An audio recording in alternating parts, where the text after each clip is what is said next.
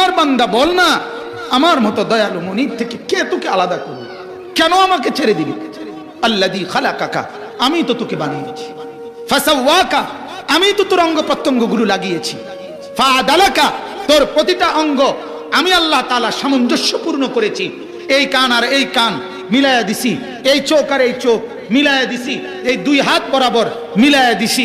এই আঙ্গুলগুলো যদিও দেখতে একটা ছোট একটা বড়, এভাবে খাওয়ার সময় লোকমা ধরতে যাও তাইলে আমি মিলায়া রাখছি। একদম সমান হইলে তুমি এই মিল পাইতা না, এজন্য এভাবে রাখছি। এই আঙ্গুল চারটা সোজা রাখছি, এটা একটু বুড়া আঙ্গুল এদিকে বাঁকায়া রাখছি। কেন রাখছি জানুনি? আল্লাহ তাআলা বলে, যখন তোমার হাতের আঙ্গুল গুনতে দরকার হবে, তুমি যখন আমাকে জিকির করবা, আমার নাম ডাকবা, গুনতে হবে, তখন এই আঙ্গুল এদিকে না থাকলে কেমনে গুনবা? আচ্ছা বাদ দাও আমার নাম, তোমার 10 টাকা 20 টাকা গুনতে গেলেও তো এই আঙ্গুল বাঁকা না হলে এই আঙ্গুল দিয়ে এই আঙ্গুল গুনা যায়? এটা দিয়ে এটা গুনতে পারবেন? রব্বুল আলামিন বলে, আমি বুঝে বুঝে বুঝে বুঝে তোমার প্রয়োজনের দিকে তাকাইয়া তোমার শরীর আমি এভাবে সাজাইছি। হ্যাঁ, আমি সেজদা পাই না? আমি আল্লাহ গোলামি পাই না? হ্যাঁ, ঘোড়া তো দাঁড়ায় ঘুমায়, বহু প্রাণী তো দাঁড়িয়ে ঘুমায়। তোমাকে তো আমি রাত্রিবেলা 8 ঘন্টা 7 ঘন্টা বিছানার মধ্যে আরামের ঘুম পাড়ায় রাখি। আমি ঘুম যতক্ষণ না দেই, পৃথিবীর কোনো শক্তি তো ঘুম দিতে পারে না। এই জন্য বিছনায় এপাশ ওপাশ করে আধা ঘন্টা বলে যে ঘুম আসে না। আল্লাহ পাক বলে, আমি যখন দয়া করে ঘুম দেই, ওয়াজআলনা নাওমাকুম, আমি ঘুম পাড়াই, আমি ঘুম পাড়াই। আল্লাহ বলে, আমি চাই তো ঘুম পাড়াই। 7 ঘন্টা পরে 10টায় ঘুমাইলে 11টা 12টা 1টা 2টা 3টা 4টা 5টা, এই 7 ঘন্টা পরে 5:30টায় ফজরের নামাজের জামাত। আমি মাত্র 4 রাকাত নামাজের জন্য মাত্র 10টা মিনিট সময় 7 ঘন্টা তোরে ঘুম পাড়াইয়া আমি তোর কাছে চাই। বেঈমান, তুই তখন কেমনে ঘুমাস? এই নাফরমান, তোমরা যারা ঘুমাও ফজরের নামাজ না পড়ে, ডাকাইতরা কেমনে ঘুমাও? কেমনে ঘুমাও মিয়া? আপনাদের যাদের ঘরে ছেলেরা মাসের পর মাস ফজরের নামাজ না পড়ে ঘুমায়, এই নাফরমানকে কেন পালেন? বলেন মিয়া, বলেন। ওই ওই ওই ওই বিবির সাথে কেমনে রাত কাটান যে নাফরমান মহিলা ফজরের নামাজ পড়ে না? ওই অসভ্যর সাথে কেমনে রাত কাটান? ও তো দুশমন, ও তো আল্লাহর দুশমন। দুশমন না? ও রাসূলের দুশমন না? নবী বলছে ফজরের নামাজ না পড়ে ঘুমায়, সেজদা না দিয়ে ঘুমায়, তার উপরে মাখলুকাতের লানত, সমস্ত ফেরেশতার লানত, রব্বুল আলামিনের লানত, খোদার গজব তোর উপরে, রাসূলের গজব তোর উপরে, ফেরেশতার গজব তোর উপরে, সমস্ত সৃষ্টির গজব তোর উপরে, লানত তোর উপরে, অভিশাপ তোর উপরে। কুত্তা তোরে দেখলে লজ্জা পায়, শুয়োর তোরে দেখলে লজ্জা পায়, মুখ ফিরায় নেয় বেটা। মুসলমান কলিজার মধ্যে যদি বলেন, হুজুর এত শক্ত করে বললেন কেন? গায়ে লাগবে। আরে বেটা, তোর আড্ডিত লাগো, আমি এটা চাই। আমার কলিজার ব্যথা হইলো গায়ে লাগবে না, শুধু আড্ডিতে লাগুক। আড্ডির ভিতরে যদি লাগে তাইলেও ভালো। কেন মুসলমান হয়ে নামাজ পড়ি না? কেন আল্লাহর কোরআন পড়ি না? কেন? আল্লাহ অপরাধ কি করছে আমাদের কাছে? কথা বলেন না মুসলমান। মালিক সারা রাত ঘুম পাড়াইয়া অন্যায় করছে তোমার লগে, হ্যাঁ? তাহলে তুমি সেজদা দাও না কেন? কেন ফজরের নামাজ পড়েন না? হ্যাঁ, আল্লাহ পাককে কেন ভয় করেন না? হাসরের ময়দানে মালিকের সামনে কেমনে দাঁড়াবেন? রাসূলে পাকের সুপারিশ কেমনে চাইবেন? আল্লাহর কসম বাবা, রাসূলুল্লাহ সাল্লাল্লাহু আলাইহি সাল্লাম তারিখের কিতাবে আছে, সর্বশেষ সোমবার দিন রবিউল আউয়াল মাসে নবী পাক সাল্লাল্লাহু আলাইহি সাল্লাম ইন্তেকাল করছিলেন। সর্বশেষ নবীজি ইন্তেকালের পূর্বে ফজরের নামাজ নবীজি মসজিদে যাইতে পারে নাই, অসুস্থতার কারণে। শেষ দিকে হযরত আবু বকর সিদ্দিক মসজিদে নববীতে ইমামতি করছিলেন 23 ওয়াক্ত নামাজ। শেষ দিন সোমবার দিন ফজরের নামাজের ওয়াক্তে পুরা মসজিদ ভরা সাহাবীরা, আবু বকর ইমাম, হযরতে আল্লাহর নবী বলছেন আয়েশাকে, নবীজির স্ত্রীকে, আয়েশা আমার হুজরা, আমার কামরার পর্দা সরায় দাও, আমি আমার সাহাবীদেরকে দেখব। আল্লাহর নবীর কামরা সরায় দিছে, আর হযরতে আয়েশা রাসূলুল্লাহর এইভাবে পিছন দিকে হেলান দিয়া বসায় না, মানুষের শোয়ার থেকে এভাবে বসাইছে। বসাইয়া আল্লাহর নবী সাল্লাল্লাহু আলাইহি সাল্লাম সাহাবীদের দিকে তাকাইয়া খুশিতে চোখের পানি ছেড়ে দিয়ে বলছে, আয়েশা এই ফজরের নামাজ, এটা ফজরের নামাজ। ফজরের নামাজে দেখছে পুরা মসজিদ ভরা মুসল্লি। আল্লাহর নবী চোখের পানি ছেড়ে দিয়ে বলছে, আয়েশা আমার জিন্দেগি সার্থক, আয়েশা আমার 23 বছরের মেহনত সার্থক, আমার তায়েফের রক্ত, আমার উহুদের দান শহীদ, আমার 14 দিনের পেটে পাথর বাঁধা, আমার সব কষ্ট সার্থক। আয়েশা, আমার উম্মতকে দেখে গেলাম ফজরের নামাজে মসজিদ ভরা। এরপরেই নবীজি হাত তুলে দোয়া করছে, আল্লাহ আল্লাহুম্মা রফিকাল আলা, আল্লাহ এখনই আপনার কাছে, বন্ধু আপনার কাছে যেতে চাই, আর কোনো আফসোস নাই। জোহরের আগেই আল্লাহ নবী ইন্তেকাল করছে। দোস্ত, রাসূলুল্লাহ শেষ ফজরের নামাজে দেখে গেছে, খুশি হয়েছিলেন। আজ যখন উম্মতের মসজিদে মসজিদে ফজরের নামাজের সময় 2-4-5 জন মুসল্লি ছাড়া বাকিরা যখন ঘুমায়, মদিনার রওজা পাকের নবী তখন খুশি হয় তো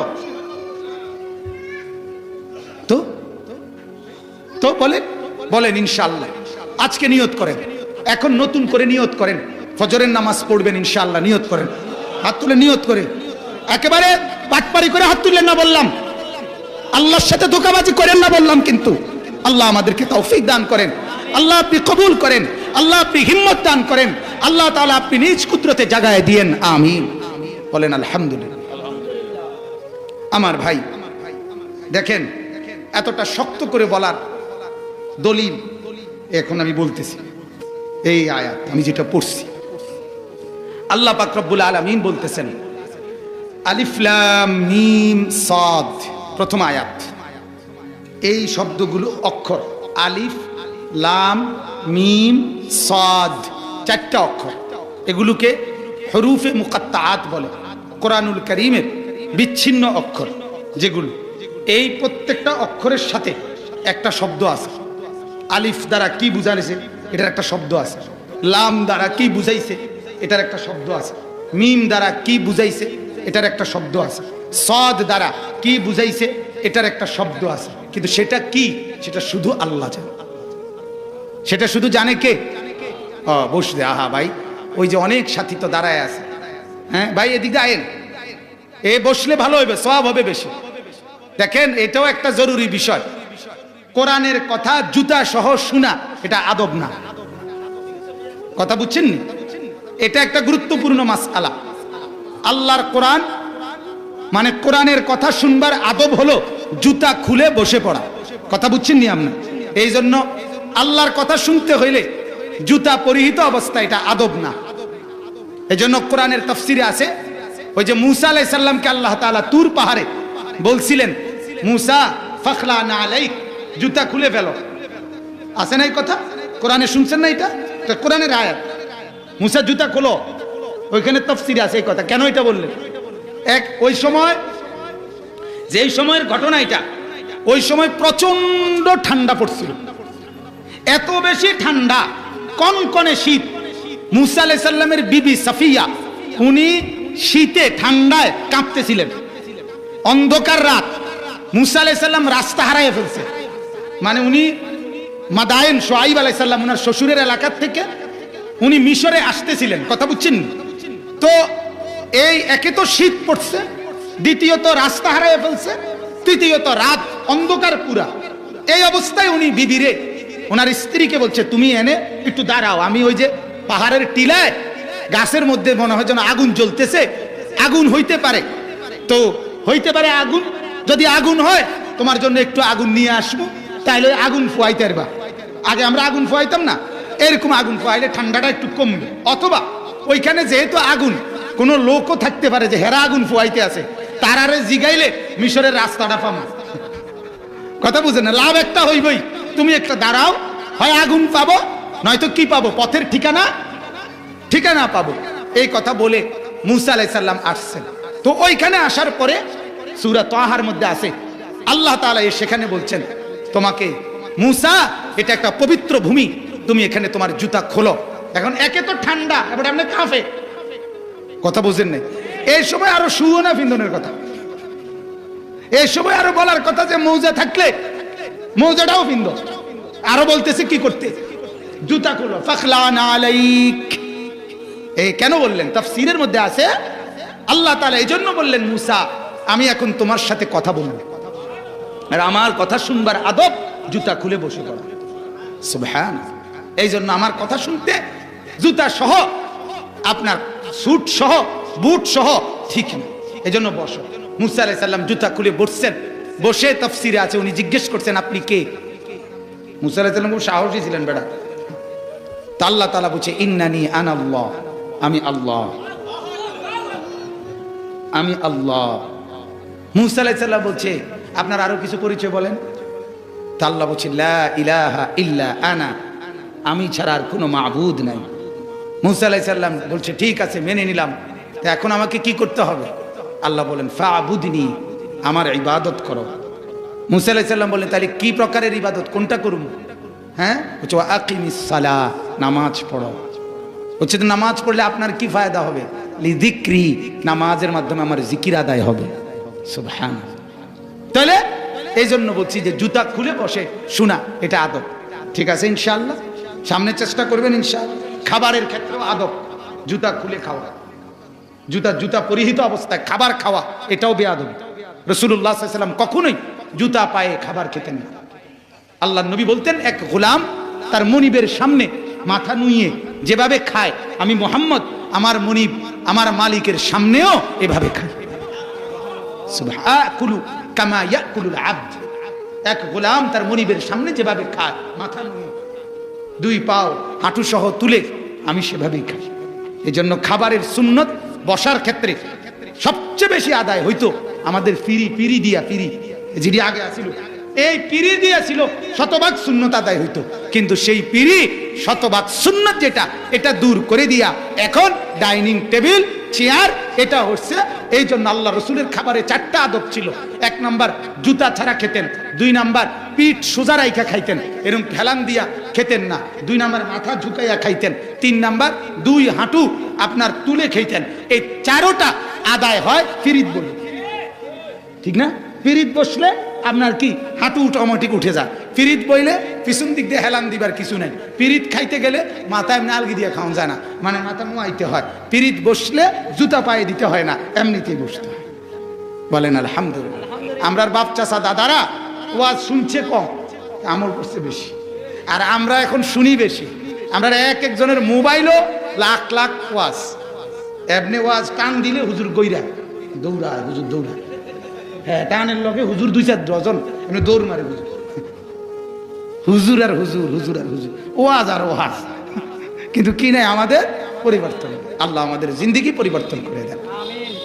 তো বলতেছিলাম এই 4টি অক্ষর আলিফ লাম মিম সাদ, এটার বিস্তারিত ব্যাখ্যা ছাড়া কথা এটাই যে এগুলোর অর্থ, এগুলোর পূর্ণ শব্দ, এগুলোর উদ্দেশ্য সবটা আল্লাহ তাআলাই জানে। কে জানে? আল্লাহু আ'লামু বিমুরাদিহি। এর উদ্দেশ্য কেন এটা আল্লাহ তাআলা জানে। তবে এটার বাহ্যিক উপকারটা কি? বাহ্যিক উপকারটা হলো কোরআনুল কারীমের 29টা সূরার মধ্যে এরকম কাটা কাটা অক্ষর আছে। যেমন সূরা বাকারার মধ্যে আছে আলিফ লাম মিম, সূরা ইয়াসিনের মধ্যে আছে ইয়াসিন, হ্যাঁ, এরপরে তাহা, এরপরে হামিম, হ্যাঁ, এগুলো এই বিভিন্ন সূরার শুরুতে আছে। এগুলোর লক্ষ্য উদ্দেশ্য বাহ্যিক উপকার হলো মক্কার কুরাইশরা বলতো যে এটা মুহাম্মদের বানানো। এটা কার বানানো? আর কারো বানানো যদি মানুষের বানানো কিতাব হয়, বই হয়, তাইলে আরেকজনে এটার ব্যাখ্যা করতে পারে। যেমন আগে লিখে গেছে কবিতা, এখনকার ওয়ালারা এগুলো বসে বসে কি করে? ব্যাখ্যা করে না? কথা বলেন না কেন? তাইলে এটা যদি মুহাম্মদের বানানোই হয়, আল্লাহ তাআলা এই 29টা সূরাতে মাঝে মাঝে কিছু পর পর এরকম কাটা কাটা অক্ষর এগুলো নাজিল করে বলছে যে কও এর অর্থ কি? বাতিজার ফুট কও, এবার বুঝেন নাই? এইবার কও এগুলোর অর্থ কি? ফাবুহিতাল্লাযী কাফার, বেঈমান তখন বেটকি দিয়ে গেছে, বলতে পারে না। যেমন ওই যে ইব্রাহিম আলাইহিস সালাম নমরুদকে বলছে, নমরুদ জিজ্ঞাসা খোদা কি করতে পারে? ইব্রাহিম আলাইহিস সালাম বলছে রব্বি আল্লাযী ইউহয়ী ওয়া ইউমীত, আমার আল্লাহ কাউকে জীবন দেয়, আমার আল্লাহ কাউকে মরণ দেয়। আচ্ছা, আনাল্লাযী উহয়ী ওয়া উমীত, এটা আমিও তো পারি। এরপরে জেলখানার থেকে 2 জন আসামি, যাদের 2 জনেরই ফাঁসির রায় হয়েছে, ফাঁসি কার্যকর হবে, এই অবস্থায় 2 জনরে আনছে দরবারে। আইনা একজনরে বলছে জল্লাদকে তার কল্লা ফালাই দে, দিল ফালাইয়া। আরেকজনকে বলছে যাও তোমারে ছেড়ে দিলাম, ভাই যাও গা, অটো তুইটা যাবে ডাইরেক্ট অটো পাও, সিনজি পাবার পিছের দিকে চাইবা না, যাও গা। সে দিছে দৌড়, বাইট গেছে গা। তা ইব্রাহিম আলাইহিস সালাম বললেন, আরে নমরুদ বললে দেখলে তো, এই যে একজনকে জীবন দিলাম, আরেকজনকে কি দিলাম? মরণ দিলাম, এই যে মারিয়ে নিলাম। ইব্রাহিম আলাইহিস সালাম মনে মনে কাঁদছে, তার এই কথা যে এই বেকুবেরে এমনি বোঝানো যেত না, হ্যাঁ, যে এইটা জীবন মরণ না, এটা এমনি বোঝানো যাবে না। তখন ইব্রাহিম আলাইহিস সালাম দ্বিতীয় কথা বলছে, আচ্ছা শুনেন, আমার আল্লাহ আরেকটা কাজ করতে পারে, তিনি প্রতিদিন ফাইন্নাল্লাযী ইয়াতি বিশ-শামসি মিনাল মাশরিক ফাতি বিহা মিনাল মাগরিব, আমার আল্লাহ প্রতিদিন পূর্ব থেকে সূর্য উঠায়, পশ্চিম দিকে সূর্য ডুবায়। আমনে কষ্ট করে আগামীকাল পশ্চিম দিক থেকে উঠাইয়া পূর্ব দিক দিয়ে ডুবাই দেন, আপনি এটা করে দেন। ফাবুহিতাল্লাযী কাফার, আল্লাহ কোরআনে বলে এতে বেঈমান এবার নির্বাক হয়ে গেল। আর কি বলবে এখন, কোন সুযোগ আছে? তো আল্লাহ পাক রব্বুল আলামিন বহুভাবে কোরআন যে আল্লাহর এটা প্রমাণ করছে, আরো বহুভাবে বলছে। কখনো যে ফাতু বিসূরাতিন মিন মিসলি, এই কোরআনের মতো একটা সূরা বানাও, এই কোরআনের মতো একটা আয়াত বানাও, এই কোরআনের মতো 10টা আয়াত বানাও, এই কোরআনের মতো একটা সূরা বানাও, দেখো চেষ্টা করে সবাই মিলে। এরকম বহু রকমে বলছে। এটাও একটা মাধ্যম যে আল্লাহ তাআলা বলে দিলেন এই কোরআনুল কারীমের মধ্যে 29টি সূরার শুরুতে আমি আল্লাহ এরকম কাটা কাটা অক্ষর আমি নাজিল করেছি।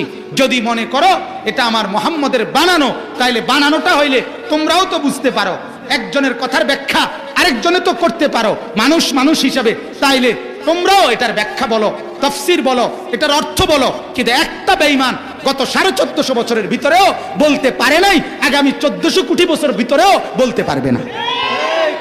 এটা কোরআন, লা ইয়াতিহিল বাতিলু মিন বাইনি ইয়াদাইহি ওয়ালা মিন খালফি।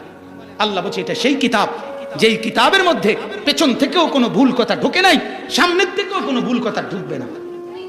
এটা আপনার ভুল থেকে প্রুফ করা, ওয়াটার প্রুফ, যেমন পানির থেকে প্রুফ করা, পানি লাগলে ভিজে না, এরকম এটা ভুল থেকে প্রুফ করা, অর্থাৎ ভুল থেকে মুক্ত করা। এটা পৃথিবীর সব কিতাবের শুরুতে কিতাবের লেখক, বইয়ের লেখক বলে নেয় ভূমিকাতে যে ভুল থাকা স্বাভাবিক, জানাইলে আমরা পরবর্তী ছাপায় ঠিক করে নেব, ঠিক কিনা? শুরুতেই বলে নিছে ভুল থাকা অস্বাভাবিক, ভুল থাকা অস্বাভাবিক, স্বাভাবিক না। ভুল থাকা অস্বাভাবিক, ভুল থাকা অসম্ভব, পরে জানাইলেও ঠিক হইতো না, পরে জানানোর সুযোগও মিলতো না। এটা জানানোরও দরকার নাই, এটা নিখুঁত করেই আমি আল্লাহ বানিয়েছি। যালিকাল কিতাব লা রাইবা ফি। বলেন আলহামদুলিল্লাহ। আল্লাহ বলেন কিতাবুন উনজিলা ইলাইকা। এই তরজমাগুলো শুনেন, বেশি ব্যাখ্যা লাগবে না, এমনিই বুঝবেন। আল্লাহ বলেন কিতাবুন উনজিলা ইলাইকা, নবীজিকে বলছেন এটা, হে নবী, এটা এমন একটা কিতাব, উনজিলা ইলাইকা, যা আপনার উপরে নাজিল করা হয়েছে। এই কোরআন কার উপরে নাজিল করা হয়েছে? কথা বলেন না, কার উপরে? নবী সাল্লাল্লাহু আলাইহি ওয়াসাল্লামের এই কোরআন নাজিল করেছেন কে? আল্লাহ। কার মাধ্যমে? জিবরাইলের মাধ্যমে। কার নিকটে? রাসূলুল্লাহ সাল্লাল্লাহু আলাইহি ওয়াসাল্লামের নিকটে। আল্লাহ, জিবরাইল, মুহাম্মাদুর রাসূলুল্লাহ, এই তিনজনের সমন্বিত এই কোরআন। আচ্ছা বলেন, এই তিনজন আল্লাহ, জিবরাইল, মুহাম্মাদুর রাসূলুল্লাহ সাল্লাল্লাহু আলাইহি ওয়াসাল্লাম, এই তিনজনের সমন্বিত যেই কিতাব, পৃথিবীর আর কোন কিতাবটা এটার দ্বারে কাছে আসবে? কথা বলেন। আর কোন কিতাবের সাথে এই তিনটা সম্পর্ক একত্রে যুক্ত করা যাবে? বাংলা বই লগে, অঙ্ক বইয়ের সাথে। তাইলে এই কোরআনের একটি অক্ষরের সাথে, হ্যাঁ, কয়েক কোটি আপনাদের এই দুনিয়ার পড়ালেখার একটা অক্ষরের সাথে কোনো তুলনা হয়? কথা বলে তুলনা হয়। এই জন্য আল্লাহ তাআলা বলছেন যে আমি জগতে বিভিন্ন কাজে, কথাটা মনোযোগ দিয়ে বুঝেন, জগতে বিভিন্ন কাজে বিভিন্ন জনকে আমি লাগাই, আমি বন্টন করি। নাহনু কাসামনা বাইনাহুম মাঈশাতাহুম ফিল হায়াতিদ দুনিয়া। আল্লাহ বলে এই জগৎ সংসারে প্রত্যেকের উপার্জন, আয় রোজগার কে কোন লাইনে করবে এটা আমি বন্টন করি। কে বন্টন করে? আল্লাহ বন্টন করে। কেউ রিক্সা, কেউ অটো, কেউ সিএনজি, কেউ ব্যবসা, কেউ চাকরি, কেউ মিস্ত্রি, কেউ কৃষি, এরকম হাজার আইটেমের কাজ। আল্লাহ বলেন কোটি কোটি আইটেমের কাজ আমি আল্লাহ বন্টন করে দেই, বন্টন করি আমি। কিন্তু আল্লাহ তাআলা বলে কিছু মানুষকে আমি আলাদাভাবে রেখে দেই শুধুমাত্র আমার কাজে ব্যবহারের জন্য। আর সেটাই হলো ওই কোরআন সুন্নাহর ইলম আমি যাদের কলিজার মধ্যে দিয়েছি, সেই তালেবে ইলম, সেই উলামায়ে কেরাম। বলেন আলহামদুলিল্লাহ, বলেন আলহামদুলিল্লাহ। এই জন্য এটা যেন এমন 500 লোক এখানে একত্র হয়েছে, 450 লোককে আল্লাহ তাআলা কাজ বন্টন করে দিছে, 50 জন লোককে রেখে দিছে। ফেরেশতা জিজ্ঞাসা করছে, আল্লাহ এদেরকে দিবেন না কোনো কাজ? আল্লাহ বলেন, সুম্মা আওরাসনাল কিতাব আল্লাযীনা ইসতাফাইনা মিন ইবাদিনা। আরে এদেরকে দিয়ে আমার ব্যক্তিগত কাজ ব্যবহার করব, এদেরকে আমি আমার কোরআনের হাফেজ বানাবো, এদেরকে আমি কোরআনের মুহাদ্দিস মুফাসসির, কোরআনের আলেম, কোরআন আর সুন্নাহর সমঝ বুঝ এটা আমি এদেরকে দান করব। এজন্য এদেরকে আলাদা রাখলাম। এজন্য দ্বীনের জন্য, মাদ্রাসার জন্য, কোরআনের জন্য, হাদিসের জন্য, ইলমের জন্য আল্লাহর কসম, যেই সন্তানটা আলগা হইতে পারছে, যেই সন্তানটাকে আল্লাহ মাদ্রাসায় ঢুকাইছে, কসম খোদার, আপনার পছন্দ হোক বা না হোক, আপনার বিশ্বাস হোক বা না হোক, এটাই সত্য, এটাই বাস্তব। গোটা আসমান ও জমিনের সর্বশ্রেষ্ঠ পছন্দের লোক, শ্রেষ্ঠ বাছাই মাদ্রাসার ওই তালেবে ইলম, কোনো সন্দেহ নেই। যদি কোনো যুক্তি থাকে আর ব্যতিক্রম পেশ করিলে আমরা শুনতে রাজি, আমরা শুনতে রাজি। কোরআন যে পড়বে, রাসূলের হাদিস যে পড়বে, এর চাইতে দামি অন্য কিছু পড়ার কারণে কেউ হইতে পারে, এটা কোন যুক্তিতে? এটা যদি কারো কাছে যুক্তি থাকে শুনাইলে আমরা শুনতে রাজি আছি। কেউ পেশ করতে পারে জানা থাকে, ইনশাআল্লাহ চ্যালেঞ্জ, কোনো সন্দেহ নেই। এজন্য আলেমে দ্বীন শ্রেষ্ঠ, তালেবে ইলম শ্রেষ্ঠ, কোরআন সুন্নাহর ইলম যার কলিজাতে আছে সেই শ্রেষ্ঠ। আপনার পছন্দ হোক বা না হোক, আর পছন্দ হবে না কেন? আল্লাহর কথা, রাসূলের কথা, ঠিক কিনা বলেন না কেন? তো আল্লাহ তাআলা বলেন, কিতাবুন উনজিলা ইলাইকা, এটা সেই কিতাব যা আপনার উপরে নাজিল করা হয়েছে। এরপরে আল্লাহ বলেন, ফালা ইয়াকুন ফি সাদরিকা হারাজুম মিন, এই কথাটাই বলতে চাইছে। আল্লাহ বলেন, নবী আপনার কাছে যে কোরআন আমি নাজিল করেছি, এটা দুই কারণে। একটা হলো লিতুনদিরা বিহি, এটা দ্বারা আপনি সমস্ত মানুষকে আল্লাহর ভয়, আখিরাতের ভয়, জাহান্নামের ভয়, কবরের ভয়, পরকালের ভয় দেখাবেন, এক। আরেকটা হলো ওয়াযিকরা লিল মুমিনিন, এবং এই কোরআন সমস্ত ঈমানদারদের জন্য নসিহত, উপদেশ হিসাবে কাজ করবে। তো আল্লাহ বলেন যে এই কোরআন দিয়ে সবাইকে আখিরাত আর পরকাল, জান্নাত জাহান্নাম আর কবরের ভয় দেখাবেন, আর সমস্ত ঈমানদারদের জন্য এটাই একমাত্র নসিহত থাকবে। সেইটা প্রচার করতে গিয়ে, সেইটা বলতে গিয়ে, সেইটা আপনি নিজে প্রচার প্রসার করতে গিয়ে, সেটার দাওয়াত দিতে গিয়ে, সেটার তালিম দিতে গিয়ে আমি আপনাকে বলে দিলাম, আপনার অন্তরের মধ্যে যেন কোনো সংকোচ, ভীতি এটা যেন কাজ না করে। বলা বুঝছেন? আপনি স্পষ্টভাবে হিম্মতের সাথে, সাহসের সাথে আমার কথা বলে ফেলেন, ফালা ইয়াকুন ফি সাদরিকা হারাজুম মিনহু, আপনার কলিজার মধ্যে যেন এই কোরআন বলতে গিয়ে কোন রকম হারাজ, সংশয়, লজ্জা, ভীতি, সংকোচ, উৎকণ্ঠা, পেরেশানি, অস্থিরতা, ভয়, আতঙ্ক কিচ্ছু যেন আপনাকে আক্রমণ না করে, কোনটাই যেন না আসে। আপনি মালিকের কথা স্পষ্ট বলে দেন। আল্লাহর নবী সাল্লাল্লাহু আলাইহি সাল্লাম, মক্কার কুরাইশরা একদিন চূড়ান্ত হুমকি দিছিল, মুহাম্মদ হয় তুমি তোমার এই কথা ছাড়ো, আর নাই তো তোমার ব্যাপারে আমরা একটা চূড়ান্ত ফয়সালা করব। আল্লাহর নবী তখন বলছিলেন, মক্কার নেতা উতবা নবীজিকে বলছিলেন, মুহাম্মদ আর নাই তো বলো কি চাও, নারী চাইলে নারী দেব, সম্পদ চাইলে সম্পদ দেব, রাজত্ব চাইলে রাজত্ব দেব, সব দেব তোমার, কিন্তু তুমি আমাদেরকে এই কথাগুলোর থেকে বিরত থাকো, তোমার এই কোরআনের কথা, ইসলামের কথা, ঈমানের দাওয়াত এগুলো বন্ধ করো।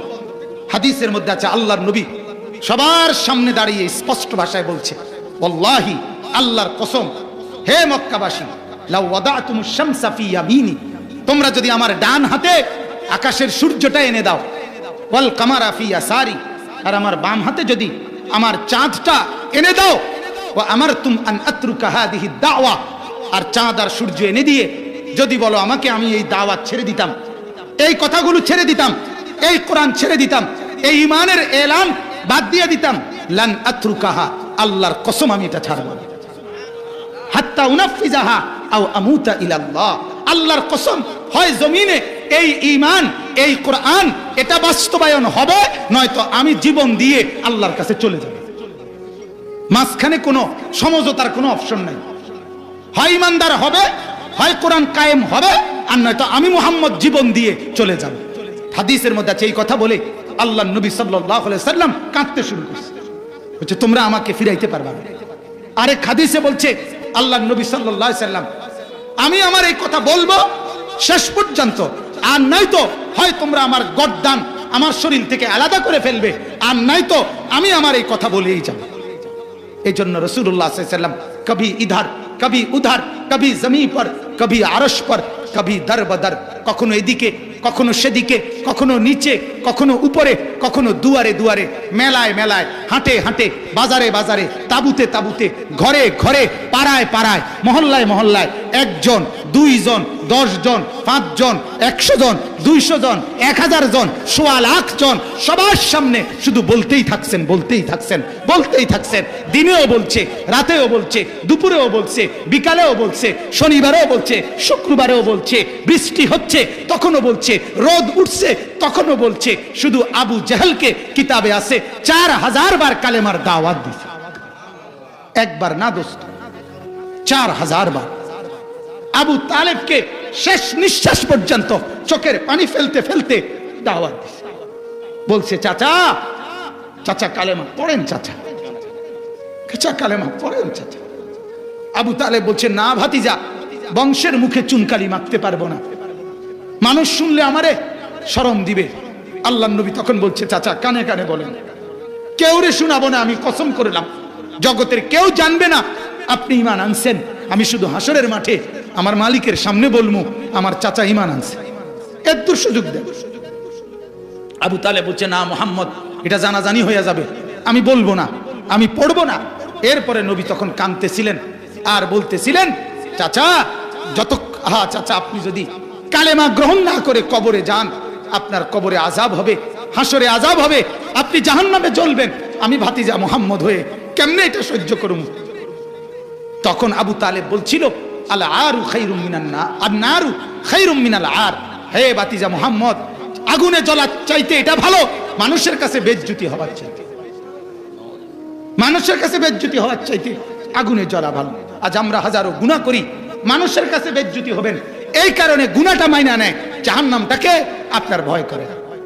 একটা ছেলের বিয়েতে, মেয়ের বিয়েতে 1000 রকমের নাফরমানি করে, শুধুমাত্র ফুলাফাইনে শখ করছে, ছেলেরা শখ করছে, মেয়েরা শখ করছে, ওই গ্রামবাসী কইছে, এই জন্য গান বাজায়, ডেকসেট বাজায়, 70,000 টাকা দামের গেট, পুরা প্যান্ডেল ভিডিও হইতেছে, পুরা প্যান্ডেলে বেড়া বেড়ি একত্রে ভাত খাইতে আছে, জোয়ান বুড়ো একত্রে খাইতেছে, রঙে ঢঙ্গে সাজ্জা গুজ্জা বেডিরা হাঁটতেছে, ভিডিও হইতেছে, মেয়ের ছবি, বউয়ের ছবি, ছেলের পক্ষের সব পুরুষরা ছেলেরা গিয়া গিয়া উঠাইতে আছে, কারো কোনো বাস বিচার নাই। পুরা বিয়েটার মধ্যে ইসলাম কোথায়, মুসলমানের চিহ্ন কোথায়, নবীর সুন্নত কোথায়, এটা ম্যাগনিফাইং গ্লাস, আতশী গাছ কিংবা মাইক্রোস্কোপ যন্ত্র দিয়েও খুঁজে পাওয়া যাবে না। এখানে ইসলাম কোথায়, এখানে দ্বীন কোথায়, এখানে সুন্নত কোথায়? শুধু নাফরমানি আর নাফরমানি, নাফরমানি আর নাফরমানি। মেয়ের বাপ আর বাবার বাপ, ওই দুই নাফরমানের টেনশন হইলো বাতেনি কোনো শর্ট খায়, গুস্তনি কোনো টান পরে, এই জন্য তার টেনশন বাতের ডেক আর গুস্তের ডেক আর ডালের ডেক, কারণ যেই পরিমাণ নাফরমান গুনাহ করতেছে এরা খাইতে হবে বেশি। কথা বুঝছেন মুসলমান? কারণ কি? কারণ উত্তর হলে এটাই হুজুর, এটাই চাচা উত্তর, যে জাহান্নামে চললে চললাম, তার সমাজে চলতে হইব, মানুষের লগে মিললে চলতে হইব। এটা আবু তালেবের উত্তর না? কথা বলেন না কেন? তো আবু তালেব জান্নাতি না জাহান্নামী? জাহান্নামী। হাদিস সে আছে, আল্লাহর নবী তখন শেষ আবু তালেবের মৃত্যুর সময় বলছে, চাচা আমি যতক্ষণ আল্লাহ নিষেধ না করে ততক্ষণ আপনার জন্য ইস্তেগফার, মাফ চাইতে থাকবো আমি। আবু তালেব মারা গেছে, নবী কাঁদতেছে, তখনও আল্লাহর কাছে মাফ চাইতেছে, তখন আল্লাহ নিষেধ করছে, মা কানা লিন নবিয়্যি ওয়াল্লাযীনা আমানু আন ইস্তাগফিরু লিল মুশরিকিন ওয়ালাউ কানু উলি কুরবা। হে নবী, আপনার জন্য এবং ঈমানদারের জন্য, কোন বেঈমানের জন্য মাফ চাওয়া, মুশরিকের জন্য মাফ চাওয়ার কোনো ইজাজত নাই, যদিও সে আপনার নিকটাত্মীয় হোক। মিন বাদি মা তাবায়্যানা লাহুম আন্নাহুম আসহাবুল জাহিম, যখন এই কথা স্পষ্ট হয়ে গেল যে তার ঠিকানা জাহান্নাম। কোরআনে আল্লাহ বলছে, এটা এই ঘটনায় নাজিল হয়েছে। আল্লাহ আমাদেরকে মাফ করে দেন, আল্লাহ আমাদেরকে মাফ করে দেন, আখলাক সুন্দর করেন, জিন্দেগি সুন্দর করেন, গুনাহ থেকে নিজেকে বাঁচান, ঈমান আর আমলের উপরে ওঠেন, বলেন ইনশাআল্লাহ। আল্লাহ তৌফিক দান করেন। আমার বাপ, তাইলে আমরা আপনাদের কাছে এটাই বললাম, আল্লাহর কথা বলতে গিয়ে রাসূলকে আল্লাহ বলছে সংকোচের কোনো দরকার নাই, আমি আছি আপনার সাথে, আপনার সাথে। আপনি বলতে থাকেন, কেউ যদি না মানে আপনার পুরস্কার আপনি পেয়ে যাবেন, ঠিক কি না বলেন? আপনার পুরস্কার আপনি পেয়ে যাবেন। বাকিটা শুধু তরজমা বলি, ইত্তাবিউ মা উনজিলা ইলাইকুম মির রাব্বিকুম। এবার আল্লাহ আমাদের সবাইকে বলছে, হে আমার বান্দারা, তোমাদের জন্য আমি রবের পক্ষ থেকে যে কোরআন নাজিল করা হয়েছে তোমাদের সবাইকে বলছি তোমরা এটাকেই অনুসরণ করো। কোনটাকে? কথা বলেন, কোনটাকে? এই অনুরোধটা কে করছে? আল্লাহ। এরপর আল্লাহ বলে, ওয়ালা তাত্তাবিউ মিন দুনিহি আউলিয়া, আমি আল্লাহকে বাদ দিয়ে, আমার কোরআনকে বাদ দিয়ে আর কাউকে তোমাদের বন্ধু বানায় না, আর কাউকে বন্ধু রূপে তাকে অনুসরণ করো না। অনুসরণ করিলে আমাকেই করো, অনুসরণ করিলে আমার বন্ধুকেই করো, অনুসরণ করিলে আমার কোরআনকেই করো, অনুসরণ করিলে আমার হাদিসকেই করো। দুনিয়াও সুখ পাবা, কবরেও শান্তি পাবা, আখিরাতেও জান্নাত পাবা। এরপর আল্লাহ বলেন, কালিলাম মা তাদাক্কারুন। আল্লাহ বলেন, বলছি তো আমি ঠিক, কিন্তু উপদেশ তো গ্রহণ করো তোমরা অল্প কিছু লোক। এই আল্লাহ, এই যে আপনারা যে বলেন হুজুর এত মানুষে ওয়াজ করে, এত ওয়াজ, মানুষের মধ্যে তো আমল কম, আমল নাই। ওই যে আল্লাহ তো বলছে, কালিলাম মা তাদাক্কারুন। হ্যাঁ, উপদেশ তো গ্রহণ করে কয়জন? সামান্য, সামান্য। বাকিরা কেবল ভাতে না খা, জিন্দিগি মনে করে ভাত। আরে সুবহানাল্লাহ। যেটা জিজ্ঞাসা করবেন, যেটা কেমন আছেন, আলহামদুলিল্লাহ, 3 ফুট বিদেশ, 4 মাইয়া বিয়া দিছি, এখন বিল্ডিং করছি ভাই, 4টা রুম, ভিতরে 2টা বাথরুম, বাথরুম দিয়ে উদ্দা হুজুর টাইলস, ভিতরে মতে। বাহ, কত বড় নিয়ামত। ওনার বাপ দাদা 14 গোষ্ঠী বাহিরে মুক্ত, এখন উনি ভিতরে মতে। কত বড় সুখের কথা এটা। উনি এবং ওনার নায়নাত কুররা সব ভিতরে মতে, এটার মধ্যে খুশি হবেটা। আল্লাহর কাছে, খোদার কাছে যা চাইছি সব পাইছি। 3 ফুট বিদেশ, তারপরে 4টা মাইয়া বিয়া দিছি, বাইক বিল্ডিং করছি, সার্কিল অথবা নোয়াখালী শহরে জায়গা লইছি।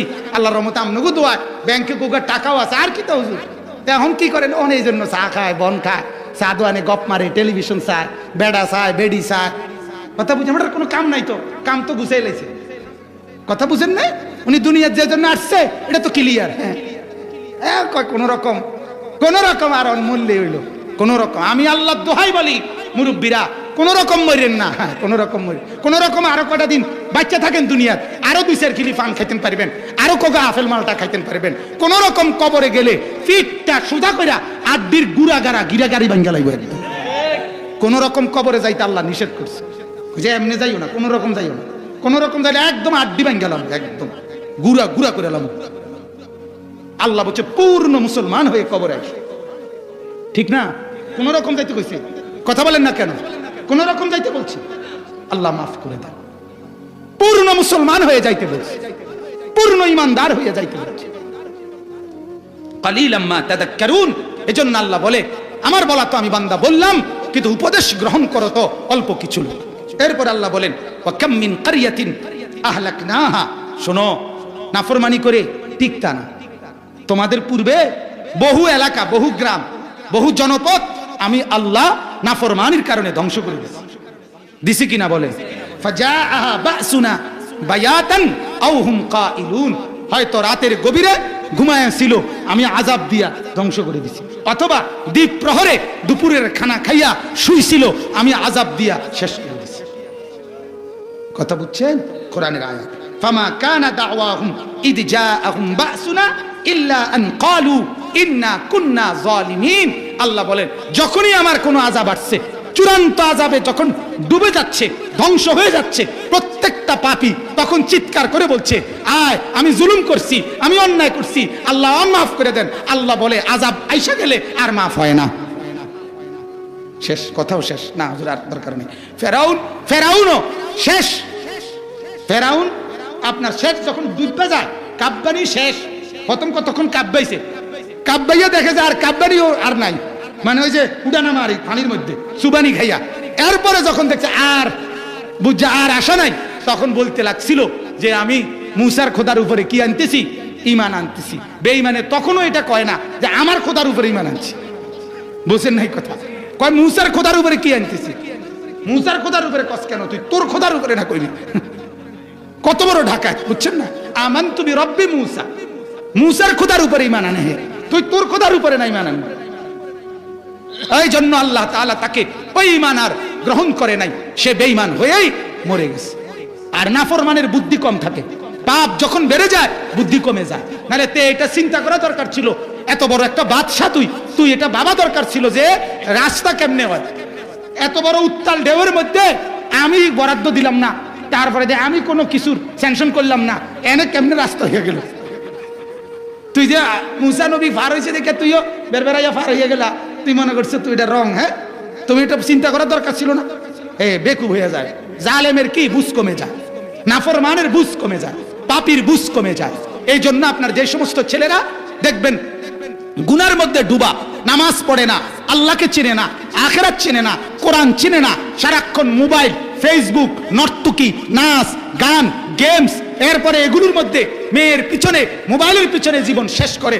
এদের বুদ্ধি কম, এজন্য চুলের কোনো স্টেশন নাই, প্যান্টের কোনো স্টেশন নাই, জামার কোনো স্টেশন নাই। তার জামাতে, প্যান্টে, চুলে মাসে 3 বার বদলায়। পাগল এরম করস কেন?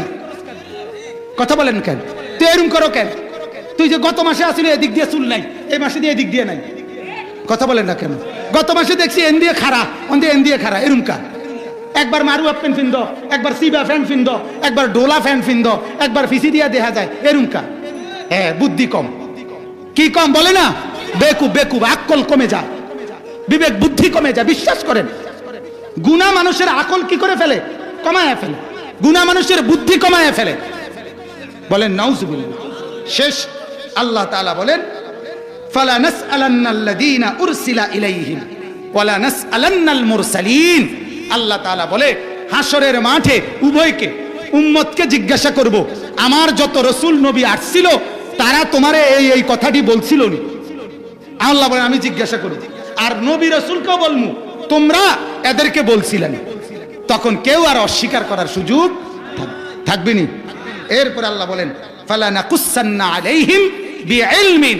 আমি পূর্ণ সজ্ঞানে, আমি আল্লাহ তাআলা পুরা ঘটনা তোমার 60 বছরের 60 সেকেন্ড, প্রতি সেকেন্ডের হিসাবপত্র করায় করায়, গন্ডায় গন্ডায় আমি আল্লাহ তোমার সামনে পেশ করব।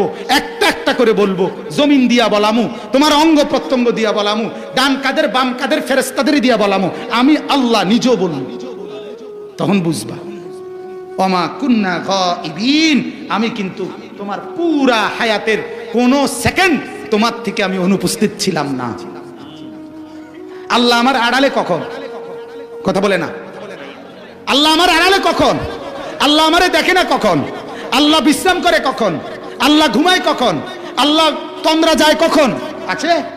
ওমা রব্বুকা বিগাফিলিন আম্মা তামালুন।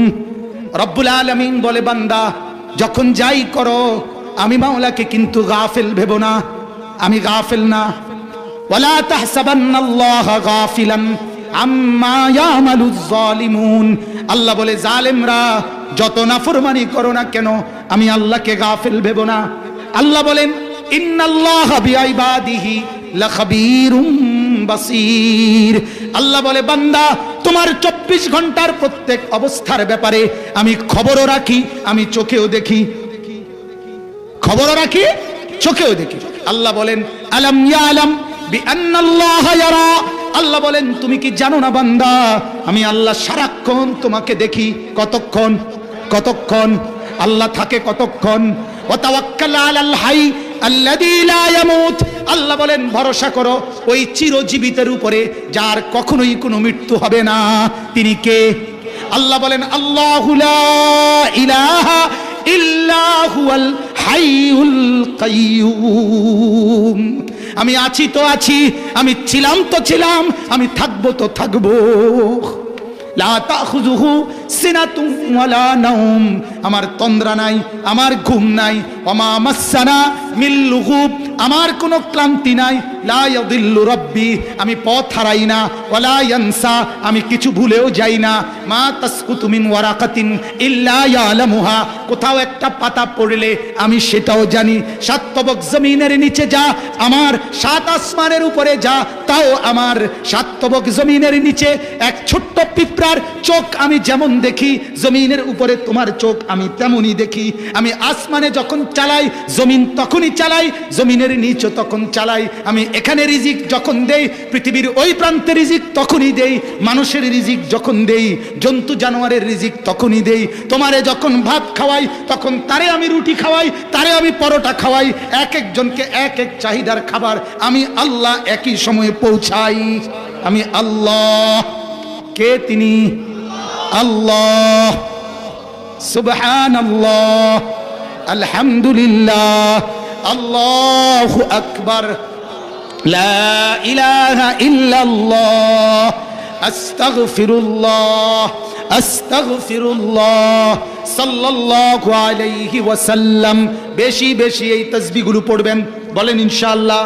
বেশি বেশি পড়বেন। সুবহানাল্লাহ বলেন, আলহামদুলিল্লাহ, আল্লাহু আকবার, লা ইলাহা ইল্লাল্লাহ, আস্তাগফিরুল্লাহ, সাল্লাল্লাহু আলাইহি ওয়াসাল্লাম বলেন ইনশাআল্লাহ।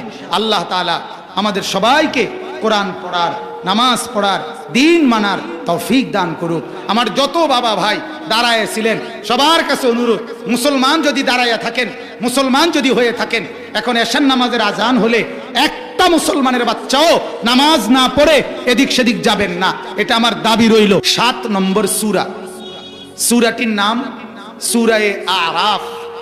এই সূরার প্রথম 7টি আয়াত তেলাওয়াত করেছি ধারাবাহিক। এই সূরার শুরুতে কোরআনুল কারীমের 8 নম্বর পারা 7 নম্বর সূরা। সূরাটির নাম সূরায়ে আরাফ। বলেন তো কি নাম? আরাফ। এই সূরা জান্নাত এবং জাহান্নামের মাঝখানে একটা জায়গা থাকবে, যেটা জান্নাতও না জাহান্নামও না, এই মাঝের এই জায়গাটাকে বলা হয় আরাফ। কথা বুঝছেন?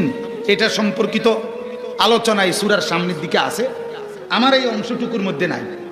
তারপরও সূরার নাম যেহেতু, এই জন্য অল্প কথা বলে নিলাম আর কি। এই সূরাটা মক্কায় অবতীর্ণ সূরা। এই সূরার প্রথম 7টি আয়াত আমি আপনাদের কাছে তেলাওয়াত করেছি অল্প সময়। ইনশাআল্লাহ এর তরজমা এবং এর সাথে সংশ্লিষ্ট সামান্য 2-4টি কথা আমরা পেশ করতে চাই। আল্লাহ তাআলা আমাদেরকে তৌফিক দান করেন, সকলেই বলেন আমিন। আশেপাশে আজান হলে উঠার দরকার নেই, সবাই ইনশাআল্লাহ এখানে যেহেতু সুন্দর মসজিদ আছে, মসজিদেরই মাহফিল এবং সংগঠনের ছেলেদের নওজোয়ানদের মাহফিল, তো আমরা ইনশাআল্লাহ একটু পরে বাহিরে অন্যান্য মসজিদের জামাতের সময়ে আমরা বাহিরের মাইক বন্ধ থাকবে, ভেতরে কথা শুনবেন, লম্বা সময় দেরি না। এরপরে ইনশাআল্লাহ আমরা একসাথেই আজান হয়ে হুজুর সময় দেওয়া হবে, তখন ইনশাআল্লাহ আপনারা একসাথে নামাজ পড়বেন। কি বলেন? ইনশাআল্লাহ। আধা ঘন্টা দেরি হলে কোনো অসুবিধা নাই তো? আসলে ওই জংশন লাকসাম, আমি ওখানে 15-20 মিনিটের মতো আটকায় আসছিলাম এই জ্যামে, আপনার বেহুদা জ্যাম আর কি, তো এই কারণে দেরি হয়ে গেছে। আল্লাহ তাআলা আমাদেরকে মাফ করে দেন। তো এই সূরায়ে আরাফ, একটা মৌলিক কথা মনে রাখবেন, এই কোরআনুল কারীমের যাবতীয় বর্ণনা, পুরা কোরআনের আলোচনা 3 বিষয়। সব কথার খোলাসা হলো 3 বিষয়ে কোরআনের বক্তব্য। কয় বিষয়ে? 1 নম্বর তাওহীদ, বলেন। 2 নম্বর রিসালাত, 3 নম্বর আখিরাত। এই কোরআনের সমস্ত আলোচনা এই 3 কথাকে ঘিরে। তাওহীদ, রিসালাত, আখিরাত। আবার বলেন আখিরাত। আমার ভাই, আমার শায়েখ আরিফ বিল্লাহ আল্লামা মুফতি মুশতাকুন নবী সাহেব হযরত দামাত বারাকাতুহুমের কথা হলো, বয়ানের মূল মাকসাদ হলো উম্মতের কলিজায় কোনো কথা বসায় দাও, এটা হলো মূল টার্গেট। বুঝছেন আপনি কথাটা? কানে আঙ্গুল দিয়া শুধু সুদ দিলাম আর একটা গল্প কইলাম, কিচ্ছা কইলাম, এইটা মাকসাদ না। কথা বুঝছেন? এবং কোরআন আপনাদের সবার জন্য, সবার জন্য কি না? তাহলে আমরা যদি বলি যে না আমরা বুঝতাম না, আমরা সাধারণ মানুষ, তাহলে কোরআন আপনার জন্য না, এটা আগে আপনি বলে নেন। অথচ আল্লাহ তাআলা তো বলছেন কোরআন সবার জন্য, সবার জন্য কি না? তো যখন এই কথা আল্লাহ বলছেন, তখন যে আপনারা থাকবেন এটা আল্লাহ জানে না? আমাদেরকে আল্লাহ বানাইছে না? এই জন্য সবার পক্ষেই আল্লাহর কোরআন বোঝা সহজ। প্রত্যেকটা মানুষ, শিক্ষিত না অশিক্ষিত, জেনারেল না অন্য কিছু, এটা বুঝার বিষয় না। কোরআন বুঝা সবার জন্য সহজ।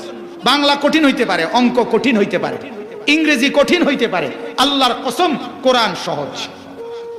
ওয়ালাকাদ ইয়াসসারনাল কোরআন লিযিকর, আল্লাহ বলেন আমি তোমাদের সবার জন্য, বুঝার জন্য, পড়ার জন্য, শিখার জন্য, তাফসীরের জন্য, আমলের জন্য, নিজের জীবনে বাস্তবায়নের জন্য, যেই কোনো নিয়তে কোরআন তোমাদের সবার জন্য আমি আল্লাহ সহজ করে দিয়েছি। এটা আল্লাহর কথা। ওয়ালাকাদ, এই লামটাও তাকিদ, কাদ এই শব্দটাও তাকিদ। অবশ্যই অবশ্যই আমি সহজ করেছি তোমাদের জন্যই কোরআনকে। পড়তে চাও এটা সহজ, তেলাওয়াত করতে চাও এটা সহজ, তাজবিদ শিখতে চাও এটা সহজ, মাখরাজ শিখতে চাও এটা সহজ, সুন্দরভাবে পড়তে চাও এটা সহজ, অর্থ বুঝতে চাও এটা সহজ, তাফসীর বুঝতে চাও এটা সহজ, আমল করতে চাও এটা সহজ। বলেন আলহামদুলিল্লাহ। বলে তো আরবিতে, আরবিতে আল্লাহ বলেন সব ভাষা আমার, এই সব ভাষার থেকে আমি বুঝাই এটা আরবিতে দিছি। আরবি একমাত্র সেই ভাষা যেই ভাষা সবার জন্য, যেই ভাষারই হোক ওই প্রত্যেক ভাষাভাষীর জন্য আরবি বুঝা সহজ, এজন্য আরবিতে দিছি। ইন্না আনজালনাহু কুরআনান আরাবিয়্যান লাআল্লাকুম তাকিলুন, সূরা ইউসুফের আয়াত। আল্লাহ বলেন আমি এই কোরআনকে নাজিল করেছি কুরআনান আরাবিয়্যান, আরবি ভাষী কোরআন হিসাবে, আরবি ভাষায় কোরআন নাজিল করেছে। কেন? লাআল্লাকুম তাকিলুন, যাতে তোমরা সবাই বুঝতে পারো। তাহলে আল্লাহ তাআলা এটা না বুঝজানি কইছে, কথা বলেন না কেন? তাহলে বাংলা ভাষী হোক, উর্দু ভাষী হোক, ফার্সি ভাষী হোক, এই ভাষা ওই ভাষা নাও শিখতে পারে, নাও বুঝতে পারে, কিন্তু কোরআনের ভাষা আরবি বুঝা যেই কোনো ভাষাভাষী প্রত্যেকের জন্য সহজ। এজন্য শত চেষ্টা করেও দেখা গেছে আমাদের বাংলাদেশেরও এক অঞ্চল আরেক অঞ্চলের ভাষা আয়ত্ত করা কঠিন। চিটাঙ্গা ভাষা পুরা আয়ত্ত করা অনেক কঠিন, সিলেটা ভাষা পুরা আয়ত্ত করা আপনাদের জন্য অনেক কঠিন, কিন্তু আল্লাহর কোরআন পৃথিবীর বাংলাদেশের যে কোনো অঞ্চলের মানুষের জন্য কোরআন আয়ত্ত করা সহজ। ঠিক কি না বলে? এই জন্য এটা না বুঝার কোনো সুরত নেই, না বুঝার কোনো সুরত। আজ আমাদের জিন্দেগির আফসোস, আমরা ইচ্ছা করে ঠান্ডা মাথায় বুঝে শুনে পরিকল্পিতভাবে আমরা আমাদের জীবন থেকে এই কোরআনকে সরায় দিছি। আমরা ফয়সালা নিয়ে নিছি আমি মুসলমান, আমার কোরআন পড়তে হবে না, আমি সাধারণ মানুষ, আমি রিক্সাওয়ালা, আমি ঠেলাওয়ালা, আমি কুলিওয়ালা, আমি দিন মজুর, আমি কৃষক, আমি শ্রমিক, আমি মজদুর, আমি চাকরিজীবী, আমি ডাক্তার, আমি ইঞ্জিনিয়ার, আমি রাজমিস্ত্রি, আমি কাঠ মিস্ত্রি, আমি স্কুল পড়ুয়া, আমি কলেজ পড়ুয়া, আমি ইউনিভার্সিটি পড়ুয়া, আমি প্রফেসর। এই সব মানুষ আমরা ফয়সালা বানায় ফেলছি আমাদের জন্য কোরআন পড়তে হবে না। না বাজান, আল্লাহ পাক এই কোরআন সবাইকে পড়তে বলছে, সবাইকে। যিনি কোরআন পড়বেন না, আল্লাহর কসম কোরআন থেকে যাদের সম্পর্ক বিচ্ছিন্ন, আল্লাহর কসম করে বলছি রাসূল হাসরের ময়দানে আপনার বিরুদ্ধে বিচার প্রার্থী হবে, এই কথা কোরআনে আল্লাহ বলে রাখছেন। এত রঙ্গে গুমজাইয়েন না। ভাত খাওন আর সিত্তিয়া হতন, এটার নাম জিন্দিগি না। বন খাওন আর বিড়ি খাওন, এটার নাম জিন্দিগি না। বইয়া বইয়া ফান খাওন আর চা বিস্কুট খাওন আর পেঁয়াজু আলু চপ খাওন, এটার নাম জিন্দিগি না। জিন্দিগি মানে ভাত কতটি খাওন আর সিত্তিয়া গুমজাওনের নাম জীবন না, এটা জানোয়ারের জীবন। ওই জানোয়ারও সারাদিন কিছু না কিছু খায়, জানোয়ারও রাত হলে ঘুমায় মিয়া। কোরআনের কারণে ইজ্জত, কোরআনের কারণে সম্মান। কেন বাদ দিবেন কোরআন? কেন কেন এই ফয়সালা নিয়ে নিলেন? কোরআন আমি পড়তে পারি না, তো পারেন না, এখন পড়েন। কোরআন আমি পড়তে জানি না, তো এখন শিখেন। কথা বলেন না কেন? 90 বছর বয়সে রাসূলের সাহাবী 90 বছর বয়সে কালেমা পড়ে মুসলমান হয়েছে, তো ওই লোকটা কোরআন শিখছে কখন? চাচা আমার কথা বুঝছেন? যিনি মুসলমান হইল 90 বছর বয়সে, উনি কোরআন শিখলো কখন? এর আগে? কথা বলেন না কেন? পড়েনি না আগে? তো তাইলে 90 বছর বয়সের পরেও কোরআন শিখতে হয়, পারে, সম্ভব। সাহাবী নলে শিখলো কিভাবে? 60 বছরের পরে কোরআন শিখা সম্ভব, দিন শিখা সম্ভব। এজন্য আমাদের মাদ্রাসাগুলো, আমাদের কওমি মাদ্রাসাগুলো আমরা পরিষ্কার বলি, এটা শুধু বাচ্চাদের জন্য না। কওমি মাদ্রাসা শুধু মাদ্রাসা না, কওমি মাদ্রাসা তাহরিক, কওমি মাদ্রাসা তাহরির, কওমি মাদ্রাসা একটা আন্দোলনের নাম, কওমি মাদ্রাসা একটা সাধনার নাম, কওমি মাদ্রাসা একটা মেহনতের নাম, যেখানে উম্মতের হার তবকা দিন পাবে, আল্লাহ পাবে, আখিরাত পাবে, একটা লোকও যেন জাহান্নামী না হয় এই ফিকির আর এই সাধনার নাম কওমি মাদ্রাসা। বুঝছেন মিয়া? এজন্য আমরা দাওয়াত ও তাবলীগের মেহনত করি, এজন্য আমরা খানকার মাধ্যমে তাজকিয়ার মেহনত করি, এজন্য আমরা জিকিরের মাধ্যমে মেহনত করি, এজন্য আমরা তালিমের মাধ্যমে মেহনত করি, এজন্য আমরা দান সদকা গ্রহণ করাইয়া মানুষকে আখিরাতের পথ দেখাইতে চেষ্টা করি। হার লাইনে আমরা মেহনত করি। আলহামদুলিল্লাহ, আলহামদুলিল্লাহ। আমরা আমাদের বাচ্চা 6 বছরের বাচ্চাকে কোরআনও শিখাই, হাদিসও শিখাই, বাংলাও শিখাই, অঙ্কও শিখাই, যোগ বিয়োগও শিখাই, আবার বসে পেশাব করতে হয় এটাও শিখাই, মেসওয়াক করে এটাও শিখাই, টয়লেট পেপার ব্যবহার করতে হয় এটাও শিখাই, পানি ব্যবহার করতে হয় এটাও শিখাই, দস্তরখান বিছাইয়া খাইতে হয় এটাও শিখাই। আমরা শুধু শব্দ শিখাই না, আমরা আখলাকও শিখাই, জীবনও শিখাই। অন্যরা বাক্য শিখায়, কবিতা শিখায়, লাইন শিখায়, কিন্তু খারাইয়া মুতে। বুঝছেন? হ্যাঁ, খারাইয়া মুতলে কারো সমস্যা হয় না, তার আমরা সমস্যা। আমরা আমাদের 6 বছরের বাচ্চাকেও খারাইয়া মুততে দেই না, কোনোদিনও না। আমরা আমাদের 6 বছরের বাচ্চাকেও ঢিলা কুলুক সারা পেশাব পায়খানা করতে দেই না, বুঝাই দেই, বলে দেই, 1000 বার 1,000 বার বলে দেই আমরা। বলেন আলহামদুলিল্লাহ, বলেন আলহামদুলিল্লাহ। হ্যাঁ, এজন্য মনে রাখা চাই, কেন দিন থেকে বিচ্ছিন্ন হবেন? এটা আমাদের কলিজার কথা, এটা আমাদের হৃদয়ের কথা। মুসলমান এই মানুষরা আপনারা যারা বসছেন, আপনারা কেন কোরআন পড়তে পারবেন না? কেন কোরআনের তরজমা পড়লেন না? এত বড় সুন্দর জীবনটা, এত বড় লম্বা হায়াতে আসমান আর জমিনের কি পরিমাণ নিয়ামত আল্লাহর ভোগ করছেন বলেন? যে মালিকের নিয়ামত ভোগ করছেন, কোরআনে আছে, আল্লাহ তাআলা বলছে আলাম নাজাল লাহু আইনাইন। আল্লাহ জিজ্ঞেস করছে, আমার বান্দা বলো না আমি কি তোমাকে 2টা চোখ দেই নাই? কথা বলেন, দিয়েছি কিনা? জবাব দেন না কেন? ওয়ালিসানান, আল্লাহ বলেন আমি কি তোমাকে জিহ্বা দেই নাই? জবাব দেন। ওয়াশাফাতাইন, রব্বুল আলামিন বলে আমি কি তোমাকে 2টা ঠোঁট দেই নাই?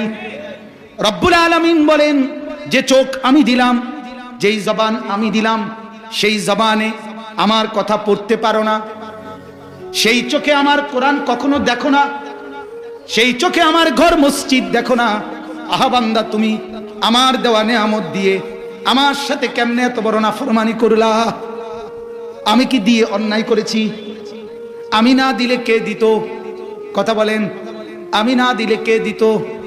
রব্বুল আলামিন বলেন আসমানের এই সাদা আকাশটাকে রাতের বেলায় আমি আল্লাহ কালো বানাই, এটা তো আমি করি। আমি যদি না দেই, আজকের রাত টেনে লম্বা করে যদি কিয়ামত পর্যন্ত রাত বানিয়ে রাখি, মান ইলাহুন গায়রুল্লাহ, কে আছো বলো আমি আল্লাহকে বাদ দিয়ে? ইয়াতিকুম বিদিয়াইন, আগামী কালকের ভোর আনবে কে? প্রধানমন্ত্রী, প্রেসিডেন্ট, এমপি সাহেব, মন্ত্রী সাহেব, জাতিসংঘের সদস্যরা, আমেরিকার বাফ, বাইডেনের 14 গোষ্ঠী। তো রব্বুল আলামিন বলেন প্রতি রাত ভোর বানাই আমি, প্রতিদিন রাত বানাই আমি। মা গাররাকা বিরাব্বিকাল কারীম, রব্বুল আলামিন ডাক দিয়ে বলে বান্দা, এই মানুষ, আমার মতো দয়ালু মনিব, আমার মতো মেহেরবান মনিব, আমার মতো এত দয়ালু মনিবকে ছেড়ে কে তোরে আমার থেকে আলাদা করে দিল রে বান্দা? আহা, যে মা চোখের পানি ছেড়ে দিয়ে কোনো মা যদি বলে ছেলেটাকে, বাপ তুই কেমনে আমার ছেড়ে চলে গেলি, তখন ওই ছেলে পাষাণ হইলেও তো তার মাথা নোয়ায় যায়, ঠিক কিনা বলেন? ডাকাইত হইলেও তো ওই ফুতে মাথা নামায় লাগবে। যদি মা চোখের পানি ছেড়ে দেয় যে আব্বা, আরে বাপ কেমনে ছেড়ে দিলি তুই আমার, কেমনে ভুলে গেলি, কিছুক্ষণের জন্য হইলেও তো মাথা নোয়ায় লাগবে, শক্ত কলজা হইলেও। তো রব্বুল আলামিন নিজে কোরআনে ডাক দিয়া বলছে, মা গাররাকা বিরাব্বিকাল কারীম।